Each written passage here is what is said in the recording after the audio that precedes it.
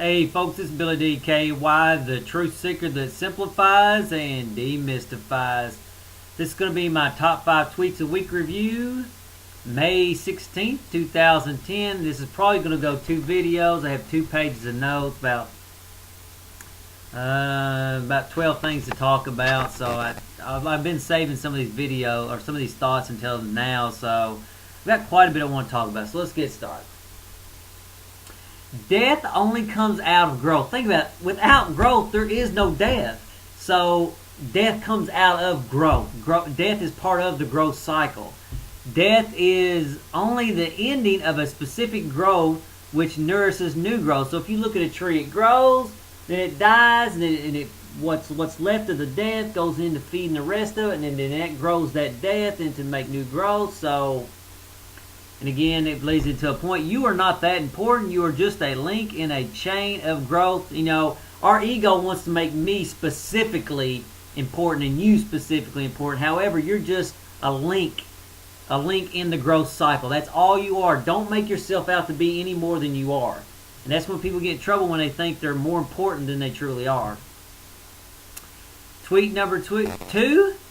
And again, let's go back to tweet number. Notice it's all about growth. Go walk in the park and just ask the question, and everything is screaming growth at you. The grass, the weeds, everything is just amazing. But when you get caught up in a concrete city, you lose sight of that fact. So, tweet number 2. What do people mean when they say he doesn't have a conscience? I was watching some serial killer, the real story of the Silence of the Lambs, and he's talking about these serial killers. He's talking about it, said he didn't have a conscience, and I was like, what does that mean when they say they don't have a conscience? And I realized when they say a person doesn't have a conscience, it basically means their conscious mind is dominated by their ego. So the ego's coming up from under the unconscious, and it's just all they can think about is themselves. I mean, they have no empathy for anybody because they're existent. Everything that they think about is only about them, and it's only important. You're only important as it revolves around them. Okay, which brings up the next point on that. No empathy in the mind means ego dominates the mind. If the mind is filled with yourself, which is ego, then there is no space for others in there. So, and I say ego a lot of times, and people want to think I'm talking about Freud and this and that. I don't care about all the complicated BS that Freud and Jung or whoever has said. I'm concerned with it as a little philosophical understanding of what's going on in your mind so I can use it to make progress. I ain't concerned with talking about it, theorizing it, the id, the super ego, and all that BS. I don't give a rat's ass. I just want to throw it out there because okay, ego takes life personally, which that's just part of that. Ego makes us proud of who we are, and again, you're just a little tiny link in a chain, so don't make yourself out to be more important than you are. Your ego is only concerned with your experiences, and this sort of goes back to when we're kids.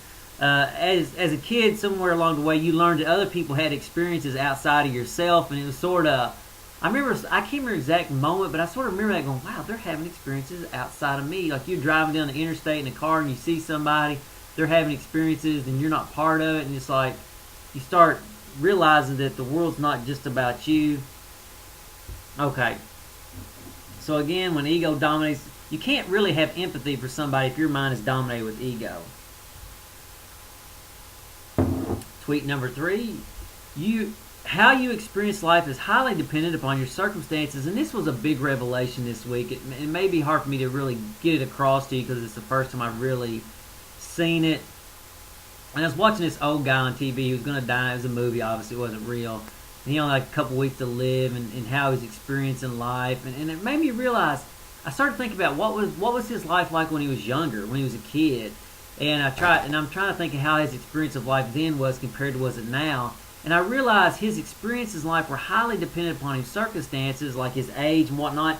But then I stepped back from even further than that, and I said, if you can really step past your ego, experience how your ego's taking things personally, your experience of life is never really changed at all, because it's just you're just experiencing the essence of life flowing, and at the deepest level it never does change your experience of life. However, once ego overlays it with I'm getting old, I'm going to die, or, I'm so young I can do whatever I want, and this and that, and candy and this and that, and it's just And I started realizing it. I don't know. It's just at the deepest level, it never changes. You're just experiencing the essence of life. So I don't know. It's, like I said, it may be hard to translate that, but I just want to throw it out there because it's my first insight into it. And like I said, stupidity rules the moment, truth rules the future, so our wisdom rules the future. So I'll get wiser on that. Right now, my mind's all kinds of directions on it. But anyway, next tweet. I watched a little video on Steven Seagal, and I'm just, the guy had a lot of talent when he was younger. He was able to do a lot of keto and do some other things. But if you really look at him, he doesn't understand life. Like, he talks about Buddha, nature, and all this BS, but then he's chubby. I'm going, yeah, you really don't get it because you're obviously a glutton eating all kinds of pleasurable foods. You don't understand this is the real value of food, and he can't get past his ego thinking he's like God or something. It's just... Old age determines how much wisdom and insight you truly have. Not when you're born with some kind of gifts that you use up and don't really understand pleasure and this and that. So it's ridiculous, really. If he'd known those 9 principles that I talk about and really would have had real power of mind of intellect, then he wouldn't be falling prey to all these pleasures and stuff. And he wouldn't be as decrepit as he is now. Okay. He's definitely fallen big time prey to ego and pleasure. Okay, tweet number 5. Clinging to goodness is an evil that is hard to overcome. And I constantly say it, man, I get so tired of people clinging to goodness. It really it's annoying. Here's another tweet on that same, when people cling to goodness, I'll think about it. Okay, let me just read it first. When people cling to goodness, they feel self-righteous, which allows them to judge you, and then once they judge you, then it's okay to hurt you, and that is the evil of goodness. So let me just do it again. Okay, let's start again. Let's say I'm clean to goodness, and I feel self-righteous because I'm a good person. You see, I can judge you because I am a good person. I have my holy books, and I follow good principles. And then since I judge you, then that allows me to punish you. And look at the legal system. What do? Before they punish you, they got to judge you. They got to judge you as evil, and then or breaking a crime or committing a crime, then they can punish you. So that good person judge you. Since they're a good person, they set themselves up in judgment of you. And once they judge you, then they feel self-righteous and hurting you. And that's how people like in Nazi Germany can kill you. And that's why, like the white man could kill the Indians. It's why they could enslave the African Americans, because they set themselves up as good people. Be cautious of good people because they will punish you and feel self-righteous about it. So I don't know, I just want to point that out. I get so damn tired of good people. I feel like cracking their damn skull on, oh, let me judge you. Boom, just knock them the hell out. Sorry, I know it's a little violent, but it's just, I get tired of good people going around hurting other people. Again, ain't it obvious that goodness is nothing but evil in disguise? I mean, seriously, goodness is the beginning of evil. Okay, that's enough of that to talk about now. Your real cherished beliefs are the ones you live. The others are just talk. People want to talk about their cherished beliefs. Oh, I believe this and that. I believe in this and that. I'm going to heaven. I'm going to die and go to heaven and this and that. I don't really care. Really, what your real cherished beliefs are, I believe that pleasure is the thing. I believe pleasure is what makes life living. I believe that life is about me. And that's what they really believe at the end. What you really live is your true cherished beliefs, not a bunch of bullshit talk that comes out of your mouth and not a bunch of philosophical stuff you read from books. Your real cherished beliefs are the beliefs that you actually live.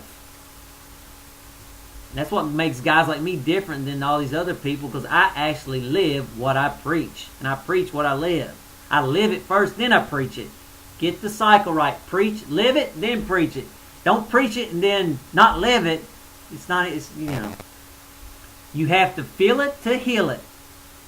And this ain't exactly true, but it's good enough. A lot of times you get an injury and stuff. A lot of times we don't want to feel it. We want to run from it. We want to eat pleasurable food so we don't have to experience it. We want to watch TV so we don't have to feel it.